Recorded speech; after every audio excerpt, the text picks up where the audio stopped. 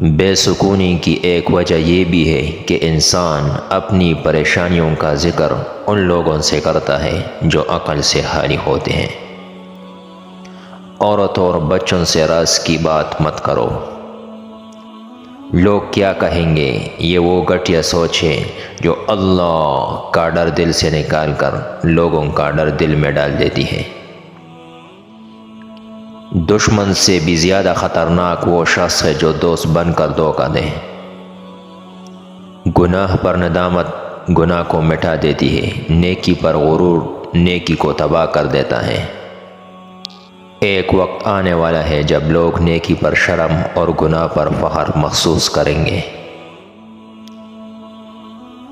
افواہیں ہمیشہ ایسے لوگوں کی تخلیق کردہ ہوتی ہے جو آپ کی کامیابیوں کا سامنا نہیں کر سکتے۔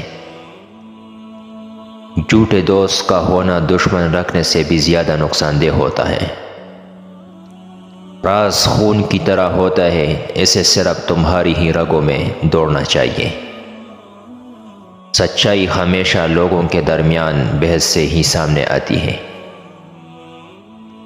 انسان اپنا ٹوٹا ہوا مان، لاحاصل دعا اور بے انتہا محبت کبھی نہیں بھولتا۔ کہنے والے کا کیا جاتا ہے، کمال تو سہنے والے کرتے ہیں۔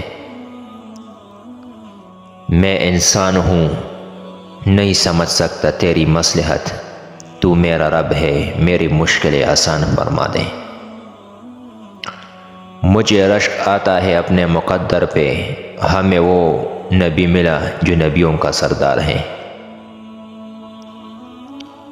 یا اللہ تیری آزمائشوں کے قابل نہیں ہے، اپنی رحمتوں سے نواز دے، آمین۔ اس شخص کو چھوڑ دے جو آپ کو برے کاموں سے نہیں روکتا، کیونکہ وہ صرف آپ کے ساتھ اپنے مطلب کے لیے ہے۔ جب آپ کو ہر دوسرا شخص دشمن لگنے لگے، اسی صورتحال میں اصل دشمن باہر نہیں آپ کے اندر ہوتا ہے، اور وہ ہے آپ کی منفی سوچ۔ مرد کا امتحان عورت سے اور عورت کا امتحان پیسے سے ہوتا ہے۔ آپ کی زندگی کو اور آپ کو برباد کرنے میں سب سے زیادہ ہاتھ ان لوگوں کا ہوتا ہے جو خود بھی آگے بڑھنا نہیں چاہتے۔ ہم اپنی زندگی کا زیادہ حصہ ان لوگوں کے ساتھ گزارتے ہیں جو ہمارے ساتھ مخلص نہیں ہوتے۔ اپنا زندگی میں آنے کا مقصد بنائے اور کوئی ایسا کام کرے جو آج تک کسی نے نہ کیا ہو۔ ہمیشہ سچ بولنے سے انسان کو ذہنی پریشانی سے نجات مل جاتی ہے۔ ایک جھوٹ انسان کی تمام نیکیوں کو ضائع کر دیتا ہے۔